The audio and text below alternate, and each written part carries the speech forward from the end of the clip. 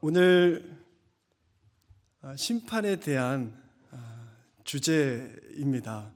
사실은 이 심판이라는 단어가 제목에 들어가는 것이 좀 무거운 내용일 수도 있지만은요, 어찌 보면 대강절을 보내는, 다시 오시는 주님을 기다리는 우리가 한번 생각해 봐야 되는 주제라는 생각을 해봅니다.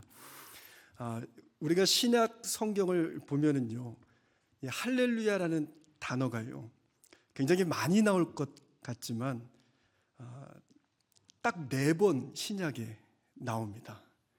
근데 그 4번 나오는 할렐루야 단어가 요한계시록 19장 이 한 장에 다 담겨져 있거든요.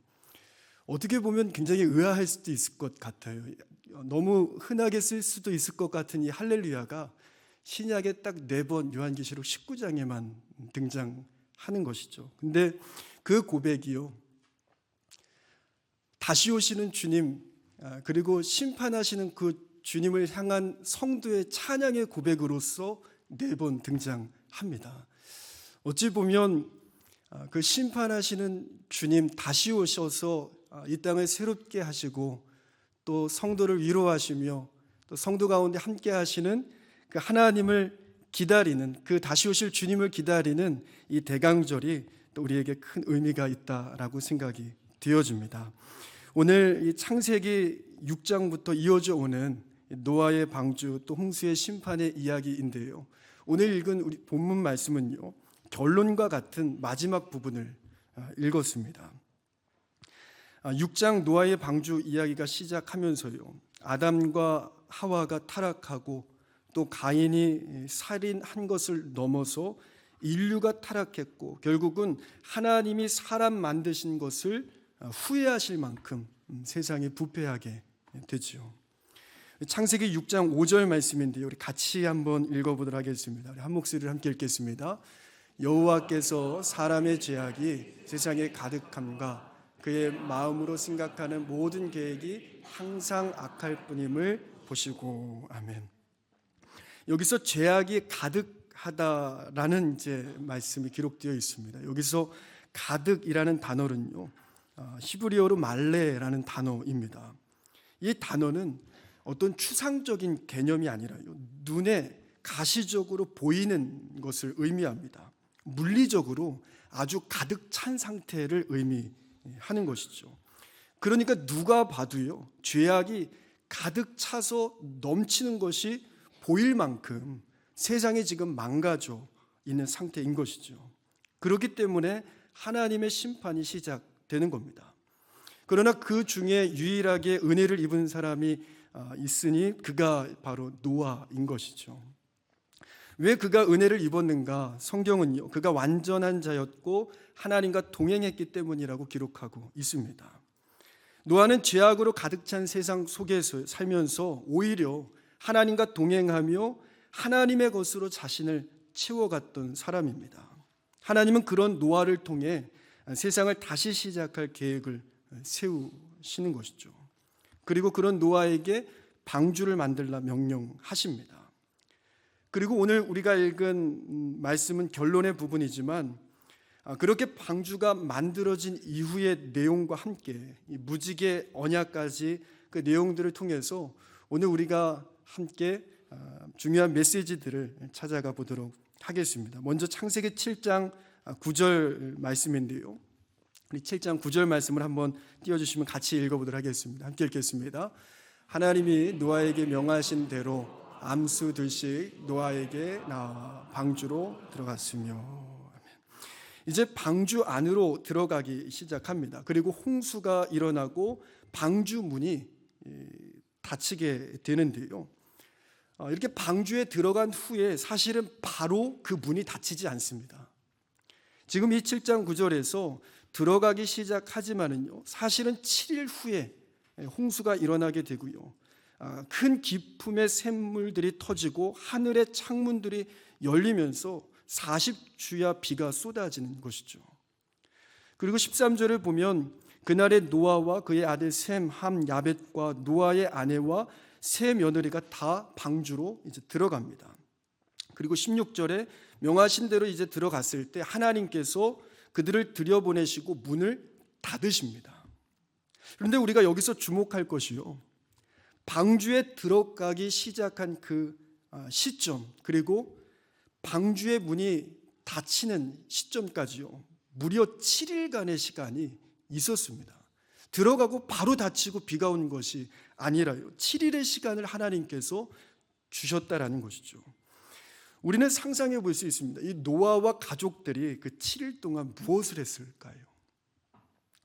비가 언제 오나 하고 하늘만 쳐다보고 있지는 않았을 겁니다. 생각해 보건대 당연히 자신들에게 소중한 사람들, 또 한 번이라도 더 방주에 타라고 말하고 싶은 그 사람들을 향해서 찾아갔을 것이고요, 다시 한번 길거리에 나가서 곧 심판이 시작되니 꼭 방주에 타라고 외쳤을 것 같습니다. 그런데 7일 후에 방주에 탄 사람은 오직 노아의 가족들 뿐이었음을 기록하고 있는 것이죠. 이것은 우리에게 많은 생각을 하게 합니다. 7일 후에도 방주에 탄 것은 노아의 가족뿐이라는 것, 이것이 우리에게 오늘 무엇을 말할까요? 그것은 우리에게 주어진 이 오늘이라는 시간이요, 사실은 가장 좋은 기회라는 것을 우리는 잊지 말아야 한다라는 겁니다. 누군가는 말합니다. 나중에 기회가 있을 거예요. 내가 죽기 전에 교회 다니면 되죠. 뭐 벌써부터 이렇게 합니까? 그러나 우리는 결코 장담할 수 없다라는 것이죠. 우리는 이것을 교훈으로 삼아야 할 것입니다. 기회를 미뤄두지 말아야 한다라는 것이죠. 이것은 우리의 신앙생활에도 적용됩니다. 오늘 우리가 할 수 있는 최선을 다해야 한다라는 것이죠. 나중에 내가 열심히 하리라, 이렇게 되면 내가 꼭 하리라, 내가 많이 벌면, 내가 성공하면 그때 가서 봉사하고 또 그때 가서 많은 것을 헌신하리라. 그러나 오늘 하지 못하면요, 나중에도 사실은 장담할 수 없음을 기억해야 하는 것이죠. 오늘 사랑하고요, 오늘 헌신하고, 또 오늘 할 수 있는 만큼 봉사하고, 또 오늘 용서할 수 있어야 될 줄로 믿습니다. 우리 한번 옆에 분과 인사해 봤으면 좋겠습니다. 오늘이 기회입니다. 이렇게 한번 인사하겠습니다. 오늘이 기회입니다. 오늘이 기회입니다. 사실 연말이 되면 여기저기 또 봉사할 수 있는 것들이 눈에 보여지잖아요. 근데 오늘이 기회임을 꼭 잊지 마시기를 바랍니다. 저도 이제 교회 학교를 담당하니까요, 교사도 오늘이 기회입니다. 잊지 마시고요, 꼭 기억해 주시기를 바라겠습니다. 다시 누가복음 12장 말씀을 보면은요, 예수님께서 한 부자에 대한 이야기를 해주십니다. 밭에 소출이 너무 많이 생겼어요. 부자가 이제 스스로 생각하기에 지금 있는 창고가 너무 작으니 더 크게 지어서 나중에 쓸 곡식들을 쌓아두어야겠다라고 스스로 이제 생각을 하는 것이죠. 그리고 이제 실제로 실행에 옮겨서 더 큰 창고를 짓게 됩니다. 그리고 많은 것들을 그 안에 쌓아놓게 되죠. 이제 평안히 쉬고 먹고 마시며 즐거워할 일만 남았다라고 이제 부자가 생각합니다. 그런데요, 그날 밤 하나님께서 그 영혼을 도로 찾아가셨다, 이렇게 이제 예수님께서 이야기를 해주세요. 예수님은 이 비유에서요, 이 부자를 가리켜 어리석은 부자다라고 명하십니다. 이것이 우리에게 무엇을 말해 줄까요? 때로는요, 우리는 나중이라는 시간에 우리에게 주어진 곡식들을 밀어놓을 때가 있습니다. 혹시 우리도 오늘이 아닌 나중을 위한 창고를 짓고 있지는 않는지 한번 돌아봐야 할 것입니다. 하나님께서 기뻐하시는 것은요, 우리가 가진 것을 지금 많은 이들과 나누는 것인 줄로 믿습니다. 봉사의 자리를 통해, 또 기도의 자리를 통해, 사랑의 자리를 통해 오늘 주어진 기회를 놓치지 않고 우리가 거두어 들인 곡식들을 또 나누며 살아가는 것이죠. 우리가 첫 번째 이 홍수의 심판을 통해 배워야 하는 교훈은요, 오늘이 가장 좋은 기회다라는 겁니다. 그렇게 노아의 가족들이 탄 방주가 이제 문이 닫힙니다. 그리고 창세기 7장 22절로 넘어가면 육지에 있어 그 코에 생명의 기운의 숨이 있는 것들은 다 죽게 됩니다. 그리고 24절에 물이 무려 150일을 땅에서 넘쳤다라고 기록하고 있어요. 그리고 이제 심판이 끝나고 다시 땅을 밟은 노아가요, 창세기 8장 20절에 하나님 앞에 제단을 쌓고 예배를 드립니다. 그리고 우리가 읽은 본문인 하나님과 노아가 언약을 세우게 되는 것이죠. 창세기 9장 13절에 보면요, 무지개가 그 언약의 증거가 됩니다. 무지개로 하신 이유는 16절을 보면 언약을 기억하라라는 것이죠. 그것을 볼 때마다 오늘의 언약을 기억하라라는 겁니다. 그렇다면 무지개를 볼 때마다 기억해야 할 만큼 중요하고 잊지 말아야 할 언약이 무엇인가? 우리 11절 말씀을 같이 한번 읽어보도록 하겠습니다. 우리 9장 11절 함께 읽겠습니다. 내가 너희와 언약을 세우리니 다시는 모든 생물을 홍수로 멸하지 아니할 것이라. 땅을 멸할 홍수가 다시 있지 아니하리라. 아멘. 언약의 내용은요, 다시는 모든 생물을 홍수로 멸하지 않겠다라는 겁니다. 여기서 중요한 것은요, 사실 홍수라기보다는 모든 생물에 초점이 맞춰져 있습니다. 홍수가 아니라면 다른 방식으로 또 다른 이와 같은 심판이 있을 수 있을까? 그렇지 않다라는 것이죠. 이 언약의 취지는 홍수보다는 모든 생물에 맞춰져 있습니다. 한번 생각해 보시기 바랍니다. 여러분에게 차가 한 대가 있는데요, 이 차가 계속해서 문제가 이제 생기는 겁니다.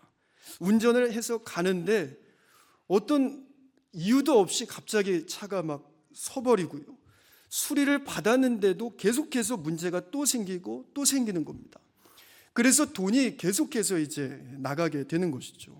나중에 몸과 마음이 너무 지쳐서 힘들어지기 시작하고요, 도저히 이대로는 이 차를 끌 수 없겠다 생각될 만큼 이 차가 망가져 있는 겁니다. 그렇다면요, 우리는 이제 선택해야 됩니다. 첫 번째는 그럼에도 인내를 가지고 그래도 이 차를 고쳐 쓰면서 사는 방법이 있고요, 아니면 두 번째는 이 차를 그냥 폐차시켜 버리고요, 새 차를 구입해 버리는 겁니다. 지금 하나님이 홍수로 세상을 쓸어버리는 것은요, 마치 폐차하고 새로 구입한 것과 같습니다. 그런데 하나님께서 지금 다시는 이런 방법을 선택하지 않겠다라고 약속하고 계시는 것이죠. 아무리 답답해도 고쳐서 쓰고 어떻게든 그 차가 새로워지도록 끝까지 함께하고 사용하겠다라고 약속을 하신 겁니다. 우리는 이 언약을 통해서 두 번째 생각해 볼 것은요, 무지개를 볼 때마다 이 언약을 기억하듯요, 우리도 이 언약의 말씀을 오늘 읽으면서 기억해야 하는 것이 있습니다. 그것은 우리가 바로 그 언약의 혜택을 입은 자들이다라는 것입니다. 이 언약은 다시 말하면요, 다시 포기하지 않겠다라는 하나님의 약속인 것이죠. 아무리 연약해도, 아무리 부족해도요, 아무리 후회가 돼도, 아무리 속상해도 결코 포기하지 않겠다라는 하나님의 약속입니다. 그리고 우리가 그 약속으로 인해 구원받은 자들이다라는 사실인 것이죠. 하나님이 우리를 기다려 주셨습니다. 하나님이 우리를 포기하지 않으셨고요, 우리가 하나님을 등지고 살았지만 때로는 우리의 삶의 주인이 우리가 되어 우리 마음대로 살 때도 있었지만 하나님은 그 모든 시간을 기다려 주셨고요, 우리를 결코 포기하지 않으셨다라는 것이죠. 이런 하나님의 마음을 생각할 때 잊혀지지 않는 한 분이 계십니다.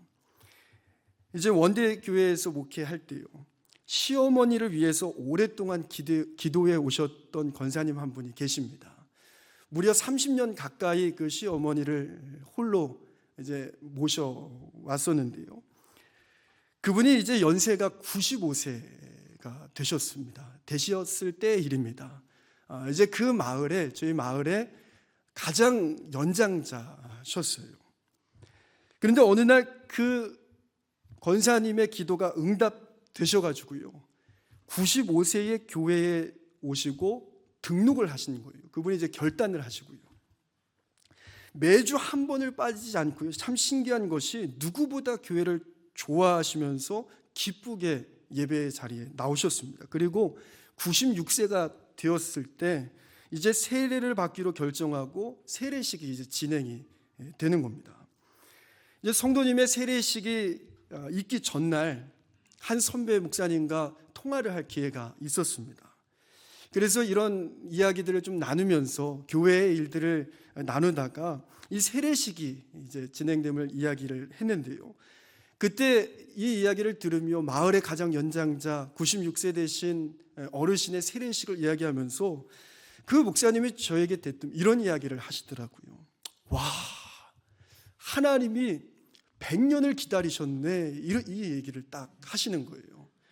근데 저는 사실 그 생각은 못했거든요. 그냥 나이가 많으신 성도님의 세례식 잘 준비해야 이 생각만 했는데 그 이야기를 딱 듣는 순간 충격으로 다가왔습니다.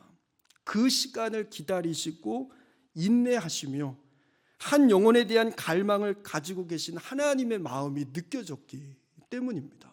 이분이 늦은 게 아니라 100년을 기다리신 하나님의 기다림이 찬 거구나라는 생각이 그때 든 것이죠. 우리 한 사람 한 사람은요, 어찌 보면 그 인내의 은혜를 입은 사람들입니다. 우리는 다 양 같아서 각기 제 갈 길로 갔지만은요, 하나님은 잃어버린 그 양을 찾아 나선 목자이셨죠. 그 하나님의 열심이 우리가 부족하고 자격 없음에도 불구하고요, 구원의 은혜를 경험할 수 있게 은혜를 베풀어 주셨습니다. 에베소서 2장 1절은 이렇게 고백합니다. 우리 같이 한번 이 말씀 읽어보도록 하겠습니다. 함께 읽겠습니다. 긍휼이 풍성하신 하나님이 우리를 사랑하신 그 큰 사랑으로 인하여 허물로 죽은 우리를 그리스도와 함께 살리셨고 너희는 은혜로 구원을 받은 것이라. 아멘. 하나님의 사랑으로 구원받았다라는 것이죠. 그분의 긍휼하심으로, 그분의 오래 참으심으로 우리가 은혜로 구원받았음을 바울은 분명하게 말하고 있는 것입니다. 우리는 이 홍수 심판을 통해서, 특별히 무지개에 나타난 언약을 통해서 기억해야 하는 두 번째는요, 우리가 바로 그 언약의 혜택을 입은 사람이다라는 겁니다. 그 하나님의 인내, 그 열심, 은혜를 다시 기억할 수 있으시기를 주님의 이름으로 축복합니다. 이 홍수 심판을 통한 마지막 세 번째 교훈은요, 바로 이 언약은 또한 우리를 향한 부르심이다라는 겁니다. 이게 무슨 말인가? 오늘 본문을 보면은요, 우리는 홍수로 모든 생명을 어찌 보면 쓸어버리시는 심판은 결코 좋은 방법이 아니었음을 알게 되는 것이죠. 그것을 하나님도 인정하시고요, 더 이상 이런 방법은 사용하지 않겠다라고 약속하시는 겁니다. 그렇다면 우리는 때로 이거 하나님이 실수하신 건가, 하나님이 잘못된 선택을 하신 건가 생각할 수도 있습니다. 그러나 이 말씀이 우리에게 주어진 포인트는 거기에 있지 않습니다. 오늘 우리에게 이 본문이 주어진 이유는요, 지금 우리가 사는 이 시대에 노아의 때와 같은 이 홍수 심판과 같은 심판이 없는 이유를 설명해 주시고자 함인 것이죠. 다시 말해, 이런 답답한 상황이 왜 만들어지고 있는가에 대한 설명으로서 이 본문이 우리에게 주어졌습니다. 때로 우리는 악인이요, 당장 심판받았으면 합니다. 이런 악인이 왜 자꾸 득세하는지 이해하지 못할 때도 있죠. 이런 상황을 그냥 두시는 하나님이 이해가 되지 않을 때도 있습니다. 그래서 시편에서도요, 하나님이 숨은 것은 아닌지, 주무시는 것은 아닌지 답답해하며 괴로움을 토로하는 장면들도 나오죠.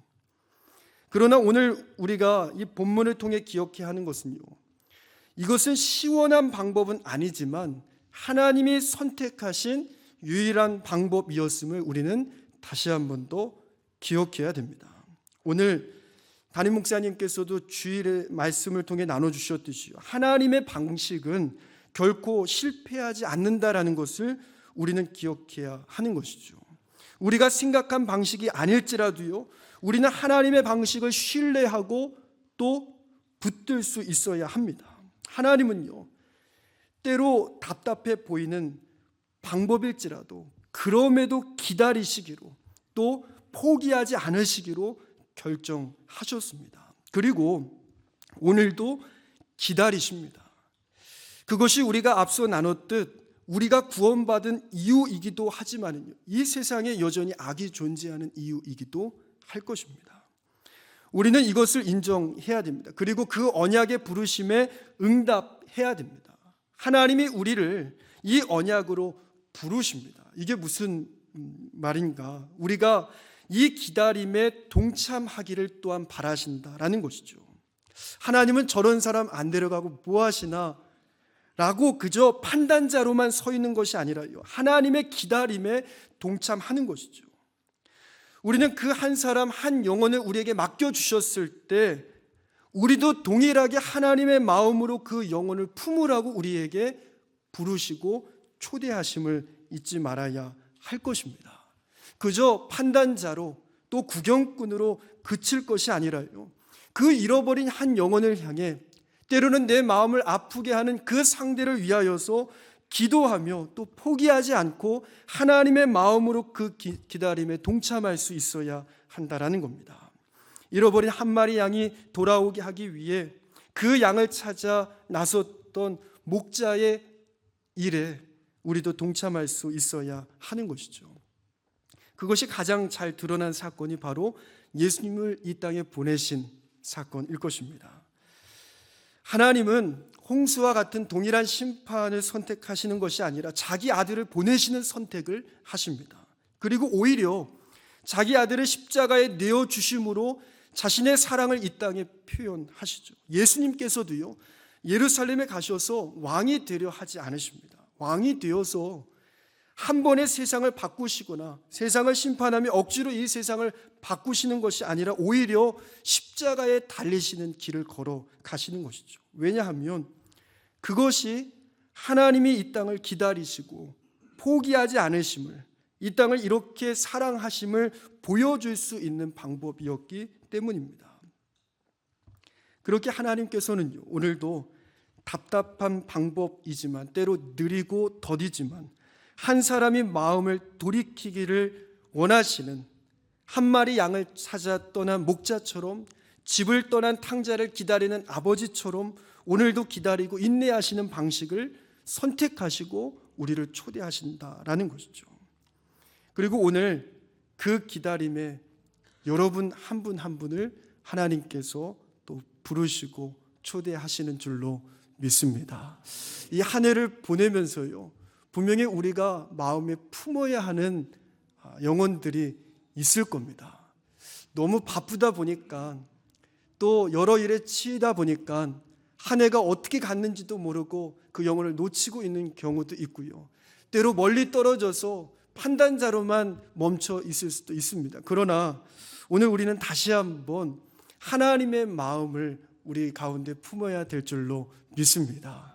우리가 그 기다림으로 혜택을 입었듯 그 기다림에 우리도 동참해서 한 영혼을 위하여 또 기도하고 또 엎드리며 끝까지 인내하고 하나님께 그 영혼을 맡겨드리는 그런 결단들이 우리 안에 있기를 주님의 이름으로 축복합니다.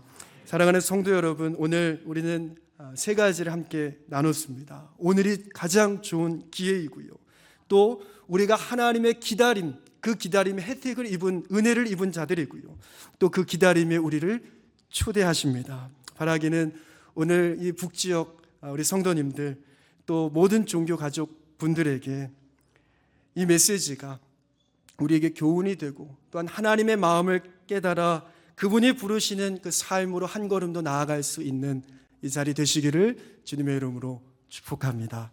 기도하겠습니다. 하나님께서 오늘도 우리에게 말씀하시는 줄 믿습니다. 하나님의 그 기다리심, 그 사랑에 우리도 동참하게 하시고 오늘도 한 영혼을 품고 기도하며 그 한 영혼을 하나님께로 인도하는 축복의 다리가 될 수 있도록 인도하여 주옵소서. 예수님의 이름으로 기도드립니다. 아멘.